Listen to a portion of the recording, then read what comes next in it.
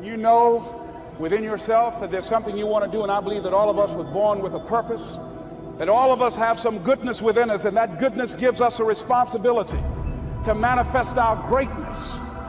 And when you know that, you can feel it in your guts, and you know that you're deliberately operating below your potential, you've gotten comfortable, you stop expanding, you stop stretching, you stop challenging yourself. Let me share something else with you.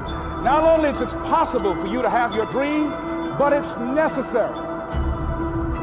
It's necessary that you have it, that you work on it, that you develop yourself, that you go for what is yours in the universe. Some of y'all in this room, when you paralyzed, you had a little success, you done what nobody else in your family has done, and now you chilling? Come on, you ain't hungry no more? I need you to stay focused. Why? You should still be hungry. What have you eaten that's got you satisfied? What have you done? What have you accomplished that got you so full? It is never finished. You always have more to do. Another mission, another task, another goal. So don't be finished. Be starting. Be alert. Be ready. Be attacking. Be relentless. Let the enemy stop. Let the enemy rest. Let the enemy finish. You don't finish. Don't stop. Don't rest. Not until the enemy is completely destroyed. Let us say together, it's possible. It's necessary. It's me. Yes, write that down. It's me. Take ownership for your life. Nobody can live your dream for you but you. Nobody's going to take care of your business like you. Stop coming up with excuses. Don't give yourself permission to continue to live a small life. You can't fit a big dream into a small life. Give yourself permission to go for it, to test yourself, to challenge yourself, to live full. I like the saying, always strive to get on top in life because it's the bottom that's overcrowded. The reason you're here is because there's something in you that says, I can do more. This just can't be it. There's something in you, there's a calling on your life.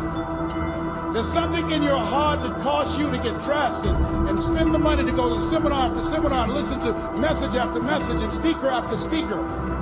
Because there's something in you that tells you this is not it for you.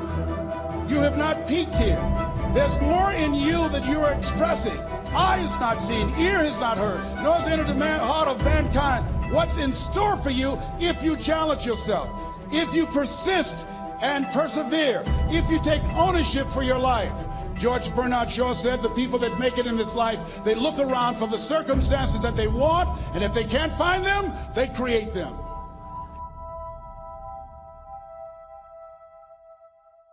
I got to stay hungry. I try to keep it humble. I walk around, I don't even want people to know who I am. Why? Because I still want to have that dog. I still need to stay hungry. And when you got pride, it gets in the way of you being hungry. And you need that hunger. But y'all ain't got no doggone motor. You get tired quick. You do a couple hours, you tired. Man, you got to have that dog. You got to take that personal. Every single year, your appetite should go up. You should never get settled. You should never get content. Every single year, I want to be successful. I want to execute. I want to make all my dreams become a reality. So my appetite increases. It gets stronger every year. I want more. I want to do more. I want to help more. Every year, I want to be bolder. I want to be better. I want to be stronger every single year. All men are created equal. Some work harder. Some get up at 2:30 in the morning. Some of us just grind. Some of us don't make excuses. Some of us don't surrender. Some of us don't give up and give in. What we do with the pressure is we say, I gotta take it, and I gotta take it to another level. There will be times when you will feel alone, when you'll feel deserted, when you'll feel weak, and you'll doubt yourself, and other people will doubt you, and you ask yourself, am I crazy? Maybe I don't have what it takes. That's going to happen. But I'll tell you something. Wouldn't it be a shame for you to stop when you've come this far? Who on this earth would still be going right now? You are. You are. you're still alive. You're still breathing. And if you're still breathing, that means you've still got some fight left in you. If you are still alive, there's still room for improvement. There's still room to grow and be better. Things are going to get harder. Things are going to get tougher. So what you need to do is you need to get harder and you need to get tougher. You will be tested, and how you face that test determines the rest of your life. The one mentality that you must have in life is that regardless of what's in front of you, you still must grind. I fail at most things I do, but still I grind. I don't want to do half the shit I do, but still I grind. When you want something, don't expect everybody to say, oh, you want this? Oh, great, we want to give this to you. No, many doors will be closed in your face. Many loans that you will want. They'll say, no, you don't have enough credit. And most people will give up. But you've got to decide that I'm going to be fearless. I refuse to be denied. And I'm going to go all out. Put yourself in a position where you can't retreat, where it's do or die, sink or swim. Here's what you'll find out. You'll develop incredible swimming skills. Through the inspiration of desperation, you'll become more creative than ever before. Throw your whole self into it. If you dare to be great, if you dare to do something that you've never done before, if you dare to go to limits that you've never went to before, they will remember your legacy forever. I have a very interesting subject. I call it 5 simple steps to go from average to fortune. Let me give you this simple little talk. How to go from average to fortune. There's 5 simple steps. You might like to make a note of them. Here's the first one. Get serious. That's number 1. I don't know any substitute for that. You've really got to get serious. You don't have to be grim, but you must be serious. I know a guy that's got a half a dozen jokes keeping him from becoming wealthy. He's not known as rich. He's known as a joker, which I guess is okay if that's the kind of life you want to live. But it really isn't the best way to live. To go from average to fortune, you must get serious. And you must get serious about 2 very important things. Number 1 is setting your goals and where you want to go. Designing the next 5, the next 10 years is so vitally important. What do you want to do economically? Where do you want to go? What do you want to be? What would you like to have? What would you like to share? How much would you like to earn? How far would you like to go? Those are some major questions to ask. And for that all to work out like you want it to for the next 5 or 10 years, in my personal opinion, you've got to get serious. Then you have to get serious about another important subject. And that important subject is called personal development. Personal development is striving hard to become the kind of person that you want to be. And to become the kind of person you want to be, you've got to work at it. 10 years from now, you will surely become someone. The big question is, who? What are you becoming? And if you go to work on it now, sure enough, in a very short period of time, you can take on a new direction to become the kind of person you want to be. There's a very important question to ask, and the question is, 10 years from now, you will surely arrive. And the question is, where? So to answer the question of where you want to arrive and the kind of person you want to be, you've got to get serious. So that's point number 1. To make your life worthwhile and unique, to go from average to fortune, you've got to get serious. Now, the second point is, get smart. To make your life work out worthwhile, you've got to have some ideas. You've got to have the information. So you've got to be smart. In fact, in this decade, you must be much smarter than you were in the last decade. You've got to read the books. You've got to come up with the information. When I have a chance to talk to the high school kids, that's the theme of my talk. Get smart. There's nothing worse than being stupid. And if you will read the books, learn from your experiences, do all the things that you possibly can to get the information, sure enough, you'll be wiser this year than you were last year. And I've got a few techniques that I teach in my seminar on how to get smarter. Keeping a journal, going to the lectures, going to the seminars, listening to the sermons, picking up ideas from other people. You just must keep up this steady process of learning. Never cease your quest for knowledge. And that's one of the key points to go from average to fortune. Get smart. Now here's number 3. You've got to get going. All of the things that you've learned will not do you that much good if you don't put it into an action plan. You've got to get going. In my management and leadership seminar, we teach game plans, how to put all the good things that you've learned into action. Economic action, social action, personal action. How to make the changes and how to actually do the work, how to actually function. Get going, that's the key. Some people are ever learning, but they don't put it into action. They don't really take the action. It's like the man who keeps bringing materials to the building site and never builds anything. So that's one of the most important things to learn, how to design your days, how to design your weeks, how to design the months so that you take the proper action.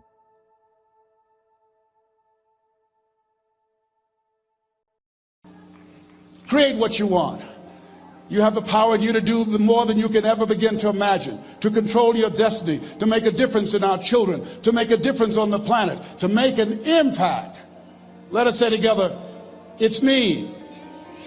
And let us say together, it's hard. Say it like you know it. Say it's hard. Ladies and gentlemen, it's hard. There are people who have seen their retirements taken away from them by the corporations that they work for. They were within 2 or 3 years of retiring, and they had it taken from them. The #1 entrepreneurs in this country now are senior citizens. The #1 employer, #2, McDonald's and Walmart. And there's nothing wrong with those jobs. I guarantee you those people did not have a plan to end up living their lives at the end of life with those types of jobs. And they didn't have a plan like you have, and while you're investing in yourself, not to. And it's hard. There are people making choices between purchasing prescription drugs or paying for gas or a mortgage note. It's hard when you're working on a job for 20 years, 30 years, give them some good years, and then they come in and tell you, we've downsized. In other words, you're fired.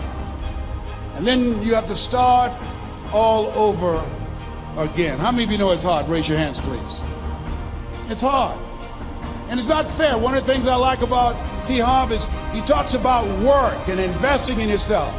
It's not fair when people are going up against that kind of stuff to tell them just think positive and be enthusiastic and everything will work out all right. Ain't that kind of party. It's hard. Life will put some knots on your head. I bought my first home for my mother. I was rushing, didn't know what I was doing, and I bought a home that had a lien against it. And they called me, Mr. Brown, yes, there's a lien against your property. We need $55,000 if you're going to stay there. Wait a minute, sir. I just bought this home. The guy told me there were no liens against it. I'm not the one that owe you the money. You should have checked that out, Mr. Brown. Come on. I called my attorney. We followed up. Yes, Les, there's a lien against the property. But he told me there were no liens. He lied, obviously. Oh, my God. He told me he wanted to help me because he admired the fact that I was buying this home for my mother and that he was adopted, and he identified with me. Les, he suckered you. He played you, man. So what? Well, would they take payment arrangements? What about $5,000 a month? They want all the money, Les. They want all the money, or you're going to have to get out. The house is going up for sheriff's sale. Do you have it? No, I don't have it. Can they give me some time? Tell them to give me 3 months, please. Give me 3 months. My mother's in her 70s, man. She has a bad heart. Don't do this to me. This is my dream. Don't do this, man. Please, let me talk to them. Les, I'm talking to their attorney. They don't want to talk to you. I've got to talk to their attorney. Do you have the money? No. Will they give me 3 months? No. What about 2 months? No, Les. They want the money in 7 days. Oh, my God. Let me call you back. I'm not sure. And I walked the floors thinking, God, how could this happen to me? I got to figure this out, huh? I got to figure this out. And it seemed like the days were just ticking off, ticking off. Thursday, I had to call them and let them know. They called me, Les, do you have the money? No, I don't. Friday, you have to leave. The sheriff will be there. You're gonna have to leave, Les. They're gonna take my house. What about my down payment? You lost it, Les. You lost it. Okay, I gotta go. Yes. I prayed, Lord, please, if you show me that you're real, if you're really real, you think Paul worked for you, you haven't seen anything. Don't let me lose this house and watch what I'll do for you. I was trying to cut a deal. Have you ever tried to cut a deal? It's amazing how spiritual you get when you get in trouble. You know what I mean? When I was diagnosed with prostate cancer, I was going to bed with the Bible and the Holy Quran and Science of Mind and Joel Goldsmith, everything I could find. I was praying to Jesus, Yahweh, Melchizedek, everybody. I was calling on everybody. It's amazing. And here I was walking the floor, 3 o'clock in the morning, and I had to go and wake my mother up. I got on my knees and I said, Mama, I need you to wake up. She said, what's wrong, Leslie? I can hear you walking back and forth. I'm not asleep, son. I said, there's something I need to tell you. She said, your eyes are red. Why are your eyes red? Because I feel so stupid now. Why? We got to move tomorrow. Why, Leslie? There's a lien against the property and they want $55,000 and I don't have it. And we're going to be set out tomorrow. We have to go back to Liberty City. So she said, it's okay. I don't like this house anyhow. I said, why? She said, because of my arthritic knees, it hurts my knees when I go up the steps. I said, and why didn't you tell me? Because you were so happy. I just said it because you were happy. I'll live in a shack with you, boy. I love you. It's not the house. I love you. I love all my children. I said, thank you, Mama. Thank you. And the next day when we were in the truck going back to Liberty City, and we pulled down 68th Terrace, the neighbors came out and said, wow, Mamie, y'all coming back? Are you back? Yes. What happened to the home your boy bought for you? Those boys you adopted. Leslie didn't do a title search. He made a mistake. And boy, I was so humiliated. How many ever made a mistake that you were just humiliated? Raise your hands. I was devastated. I was taking the furniture off the truck, and my mother came and I was crying. And she said, boy, I said, yes, ma'am. She said, hold your head up. I said, Mama, I can't. She said, hold your head up. I said, why? Look what I've done. She said, it's okay. It's okay. You are going to make a lot of mistakes in life, young man. You're going to fail your way to success. You have nothing to be ashamed of. Keep your head up and take that furniture back in the house. I said, yes, ma'am. And I learned something from that. If you ever go through something, hold your head up. If you ever make a mistake, hold your head up. If you ever do something and everything goes wrong, life catch you on the blind side, hold your head up. It's not over. Goethe said, that which does not kill you will make you stronger. Hold your head up. Shake someone's hand on your right and left and say, hold your head up. To get the proper return that you're looking for, whether it's economic or personal. Get going. It's a major key. Now here's number 4. You must get excited.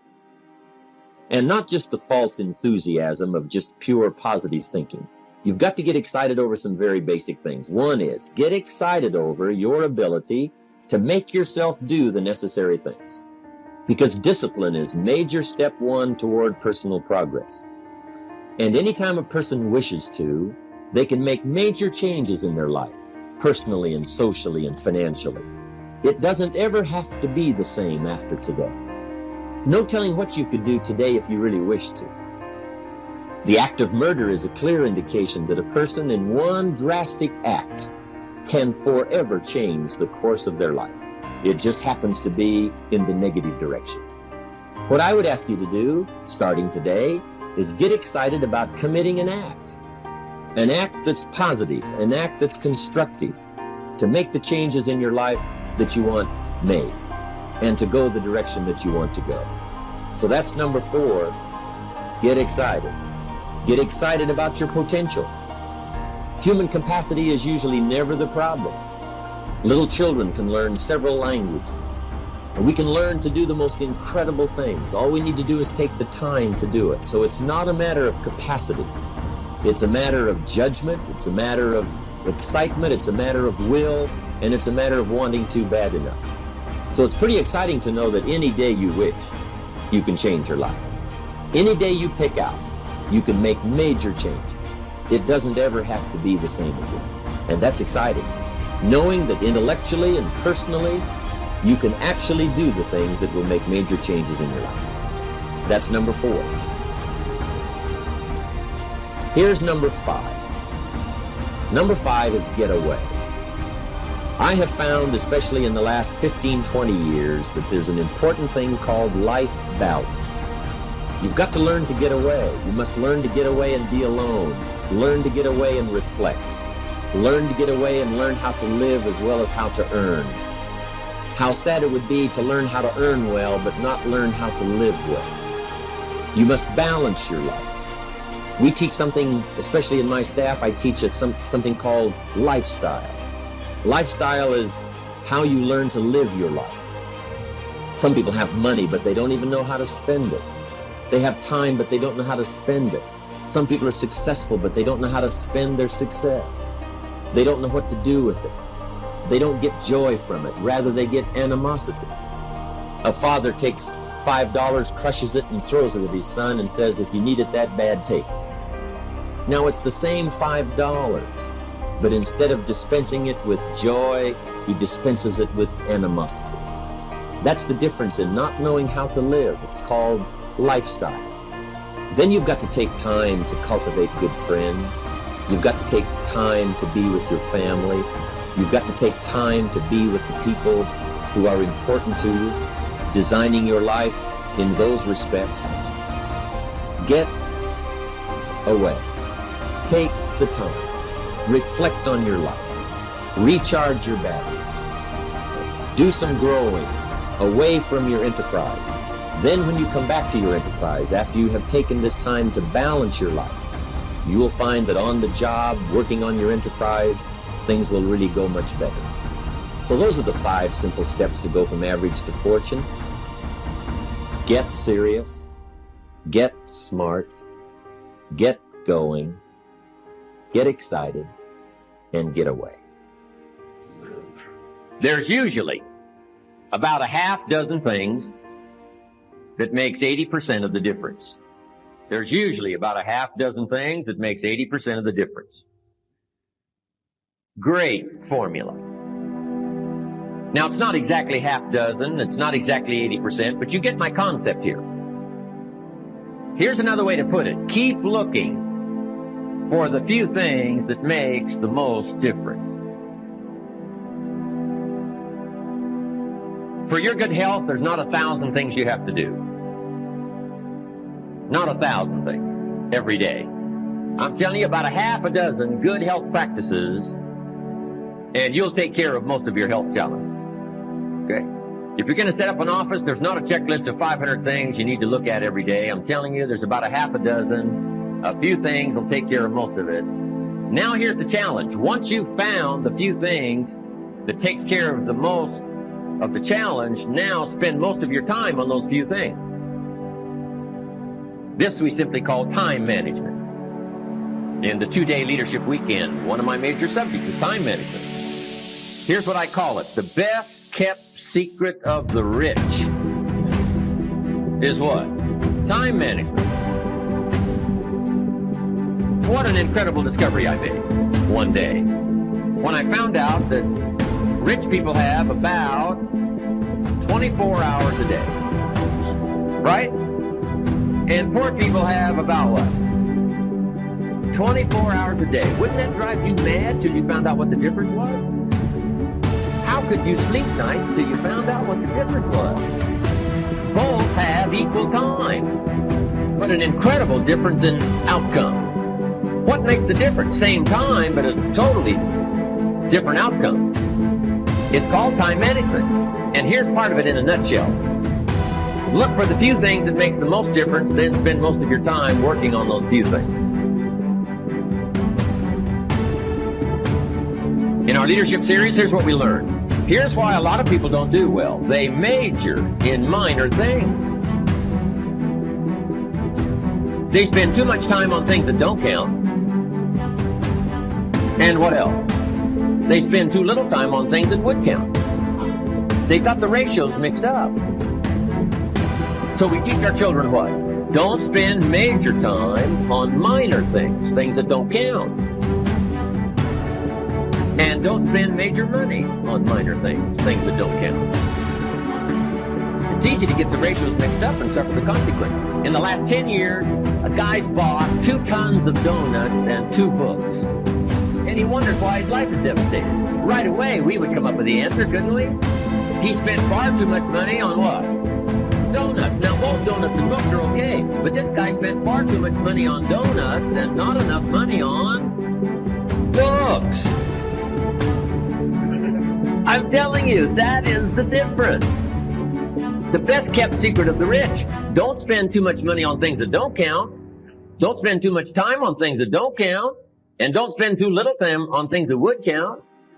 It's called the time management challenge. So, the few things, the half dozen, takes care of the big share of it. Good formula to use. Here's what we call these. Half dozen few. Basics. Basics. Fundamentals. If you're going to play basketball, right? Going to be a pro someday. Hey, you got to master the fundamentals. Not 1,000 things. A few things you get very good at. Then you add your own flair and your own personality. But hey, if you want to do something extremely well and get well paid, you master the fundamentals, master the basics. Now, here's what's exciting about the fundamentals of life. Just jot that down. The fundamentals of life. Here's what's exciting about the fundamentals of life. Number 1, there's just a few. There's not 1,000. There's just a few fundamentals of life and living well, success. Just a few fundamentals. Here's what else is exciting. Once you know them, you know them. Once you got it, you got it. Repeat after me, please. You got to be hungry. Everybody together, you got to be hungry. I'll never forget Mr. Washington said, Mr. Brown, yes, sir. What do you want to do with your life, young man? I said, sir, I want to be a disc jockey. He said, Mr. Brown? I said, yes, sir. He said, you got to be hungry. I said, what do you mean by that?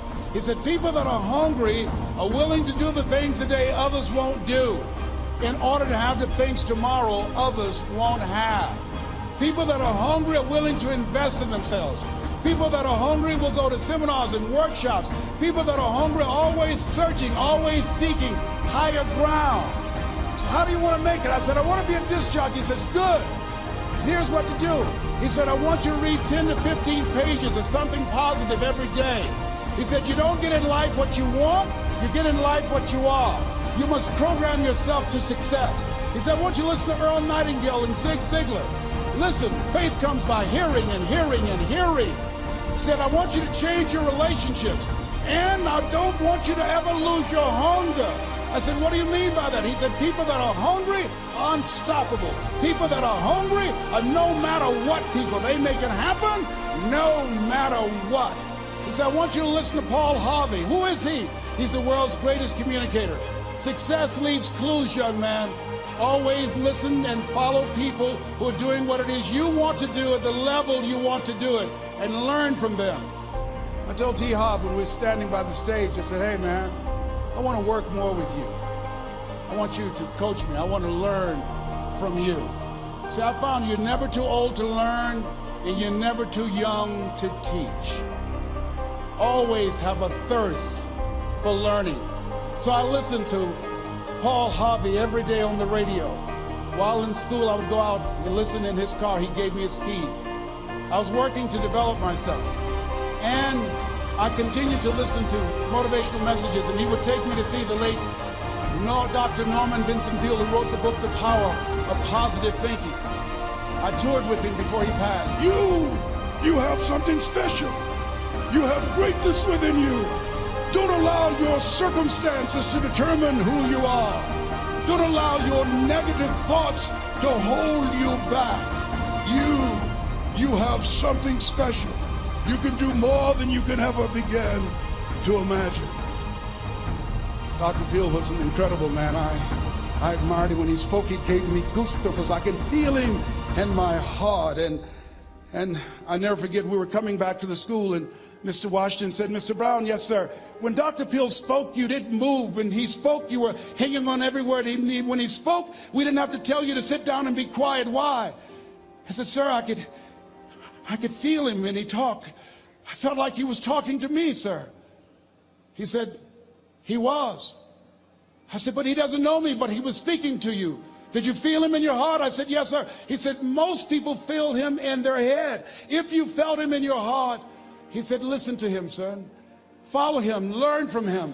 And I would go to seminars and workshops. Anywhere I would find where Dr. Peel was, I would be in the audience. I would drive 200 and 300 miles just to hear him speak. And my dream and vision was to share the stage with him. I thought about it. What is your goal? What is your vision? I want you to hold it in mind. There's some power in that, because when I became involved in speaking, I never forget, I got a call from Og Mandino, who wrote the book, The Greatest Salesman in the World. He said, Les, I'm stuck in Philadelphia. I need to be in Kankakee. Dr. Norman Vincent Peale is appearing. I can't make it. I heard you're in Chicago. I said, yes, I am. Can you go and open for me?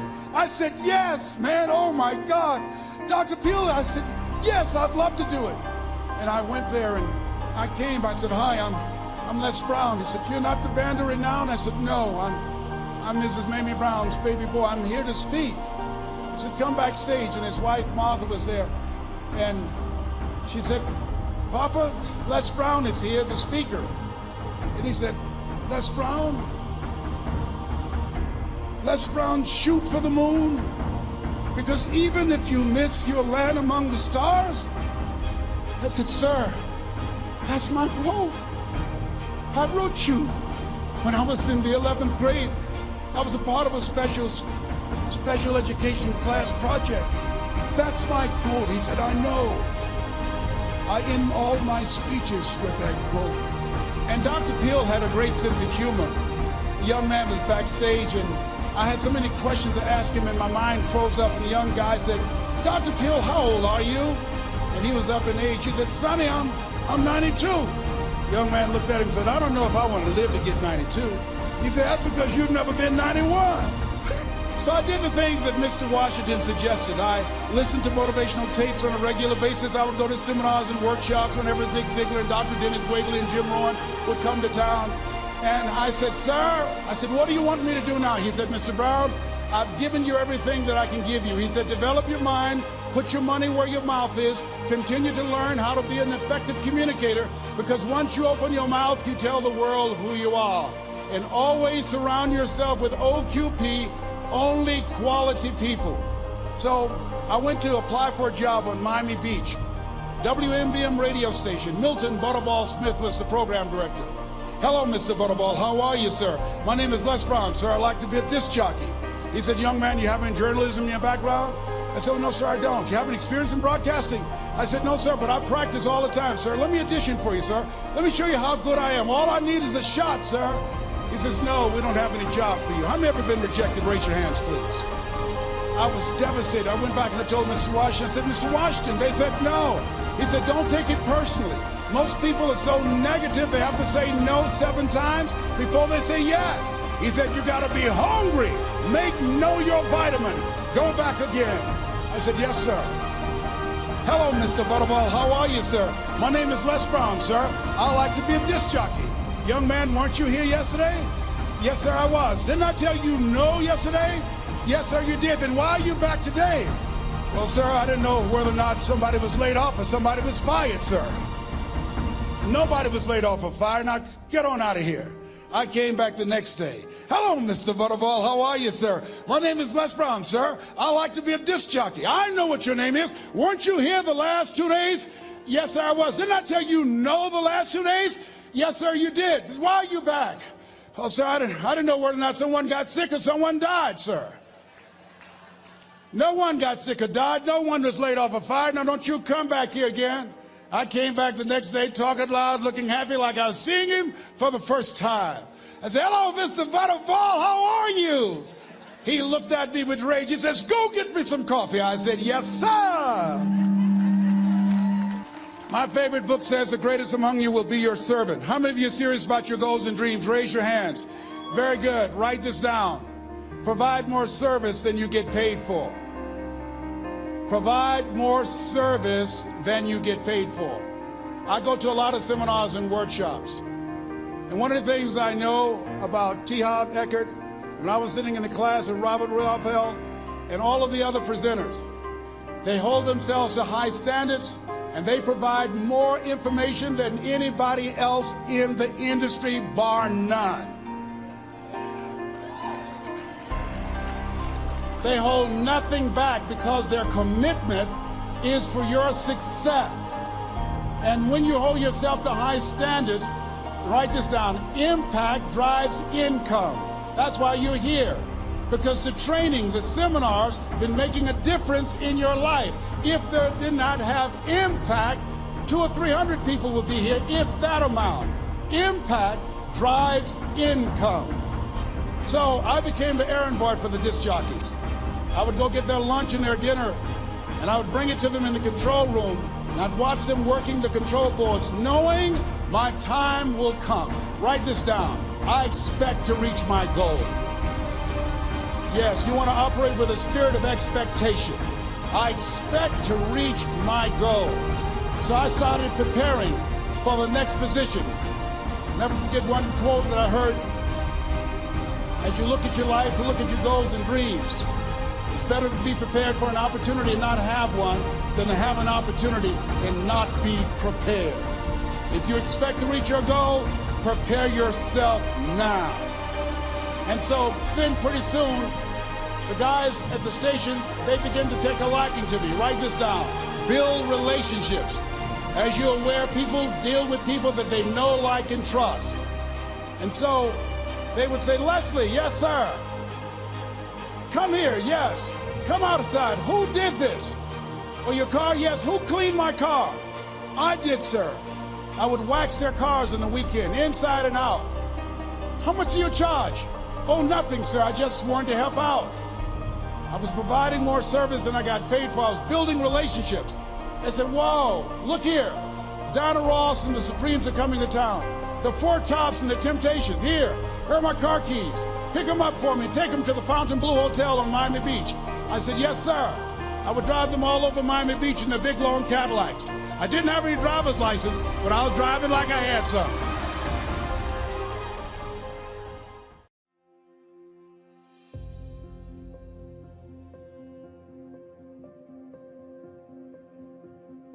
Greatness doesn't come from people, it comes from God. And yes, our fathers, our natural fathers, our family, they influence us. They teach us what they know. But your gifts, talents, courage, favor, it comes from your Heavenly Father. You are not limited by what people didn't give you. My father had to hitchhike, but he left home and started ministering in the prisons, in the senior citizens' homes. Doors started opening. He was able to go back and finish high school, went to seminary, pastored great churches, started Lakewood, pastored here for almost 40 years. Along the way, I can hear someone asking, whose son is that? He sure is talented. He's such a great speaker, such a gifted leader, impacted so many people. When they found out who his parents were, they thought, how could that be? That doesn't make sense. It's because they were only looking at it in the natural. Every good gift comes from your Heavenly Father. What He's destined for your life is not limited by what kind of natural father you had. Jesse couldn't see the greatness in David. My grandfather couldn't see the greatness in my father. But just because they didn't see it, that didn't stop it from coming to pass. I hope you had a great father like I did, loving, kind, empowering, a father that pushed you further, helped you to be confident and secure. But even if you didn't, you're still going to do great things. You're still going to leave your mark. Maybe your father was like Jesse. He didn't believe in you, or he wasn't around. he talked down to you. When you think of your father, it's not a fond memory. It's a source of pain and disappointment. Perhaps he was like my father's dad. He meant well, but he told my father what he couldn't accomplish, how he was going to fail. What I want you to see is that is not going to stop your destiny. Your Heavenly Father overrides what people do. Your greatness doesn't come from your natural bloodline, from your lineage. It comes from your Father in heaven. What He's spoken over your life will come to pass. Tell me about your father. Well, he was so busy, Joel. He didn't have time for me. He discouraged me. He was loving, but man, he had some rough edges. I don't mean that, Father. Tell me about your Heavenly Father. He spoke worlds into existence. He flung stars into space. He fearfully and wonderfully made you. He said you're a masterpiece. He's equipped you, empowered you, anointed you. He put seeds of greatness in you. He calls you a history maker, a giant killer, a world changer. Whether your natural father was great or not so great, whether you have fond memories or not so fond memories, when you recognize who your Heavenly Father is, that He is the giver of all good gifts, that means if your father was loving, kind, talented, generous, that all came from our Heavenly Father. Maybe it was just the opposite. Then despite what's in your natural bloodline, despite the dysfunction, the limitation, you'll be the exception. You'll defeat giants. You'll accomplish dreams. You'll become all you were created to be. In my grandparents' defense, they had no history of leadership. They didn't know how to train my father to become a pastor. They'd never experienced abundance, more than enough influence. No wonder they couldn't see it. It was foreign to them. Don't fault people that can't see what you can see. God will put things in your spirit that your parents, your relatives, people around you can't fathom. It's too big, too great, too influential. They can't comprehend it. They've never seen it. You're going to set a new standard. Because the first thing you try to do is shut the thing up. It's not about mind control, right? It's why is the mind doing that? Not don't do that. And you realize, no, that's not what happened, all right? And in the most succinct way I can say it, what happened is as follows, all right? But what we do, because we don't want to have the experience, is we try to push it away. We try to control it so it doesn't come all the way into us. And it seems natural. Like if somebody took a swing at you, you'd put your arm up. And where I went was very different than others, is instead of trying to seek that beautiful feeling, I tried to see why I don't feel that beautiful feeling. And I started working with, okay, the world keeps changing, right? And what you're looking for is the experience. And so I was very young, in my early 20s. Not that money has to turn on, nothing wrong with those things, right? But you have the right to turn on the faucet and then have fun doing those things instead of needing those things in order to get the energy flowing, instead of being a party pooper. It took me a long time to actually clearly see what was going on. So that the energy, the beautiful energy you have and that people have, the beautiful energy can be there, not that somebody else has to turn on the faucet. And undercut that, that you will find that it's a tremendously beautiful tool that can serve you beautifully, that my mind would just sit there and say, yeah, well, she says she loves me, but because you didn't let it pass, you didn't let it free. And by the time you spend a very little period of time on this earth, you've collected a bunch of those, right? So I discovered it by what I said, realizing, having some experiences inside, which we all have, falling in love, having something go your way, and realizing it's not going to stay that way. What you don't realize is that when you do that, it stays inside of you. It gets trapped. It stays inside of you. It's trapped. You trap the energy with all of that discord, right? That I said, isn't there a way to feel that all the time, not have it conditionally, but feel it all the time? And you said, I need a moment. I'm okay now. No, you're not. You pushed it back down, okay? And so to make a long story short, it's a long story, right? What would happen if you collected every single thing that disturbed you during your entire life inside of your mind? You would have a disturbed mind, and that's what's going on. There's a correlation between the way you move your body and your emotions. They're directly, this is even before we get to dopamine hits and our nervous system being, I'm just telling you that the way you move your body is an emotion. You do emotions. And so when you move your body, you can't be in full workout mode, moving your body, running, walking, jumping jacks, jump rope, and be depressed. They don't go together simultaneously because your body doesn't get the connection. I'm moving like I'm joyful. I'm moving like I'm having sex. I'm moving like I'm happy. These are all joyful states. You can't be depressed simultaneously. So the quickest way to change our behavior, our emotions, and our state is with our body. So identity is the governor on our lives. It's the invisible force that no one understands. And once they do understand and get a hold of it, their life can change. And so not only if you don't get a hold of this, will these outward conditions of your life keep being exactly the same, but you could behave differently, you could do all the working out, you could be thinking great thoughts, but you are going to get out of your life, you're going to be the most powerful force in the world, I think, is to be consistent with the concepts, ideas, and worth that you hold for yourself. You will get that out of your life, what you will tolerate.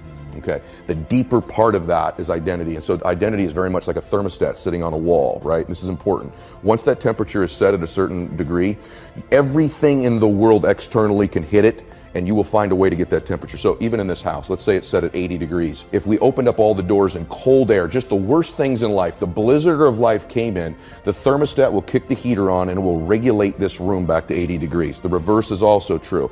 It's a super hot day. Great things are happening in your life. It's getting hotter and hotter and hotter. If you're at 80 degrees, that internal thermostat will find a way over a window of time to cool your life right back down to 80 degrees again. So the key, the secret key, is to be able to shift that identity. 90, 100, 120.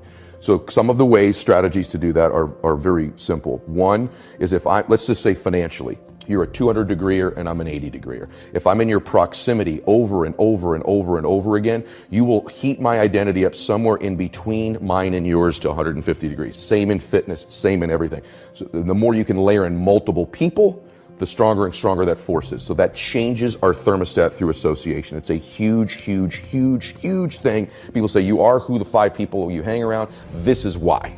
They adjust your thermostat. That's number one. Second way you can change your identity is through doing short bursts of something in a window of time you've not done them before, and they change the thermostat temperature permanently, almost like a water line in the pool. So if it's a certain amount in the gym, or a certain amount of phone calls in your business, or a certain amount of appointments, you make a certain amount of money, oftentimes you're never the same again. You've seen this in your own net worth. I've seen it in mine. There became a point where I made a leap in a short window. I was never really the same again. I could go back a little bit, but not back where I was before. So it's activity or successes, achievements in short bursts of time. And then obviously our self-confidence impacts identity too, and we've kind of covered that. Those are 3 quick ways.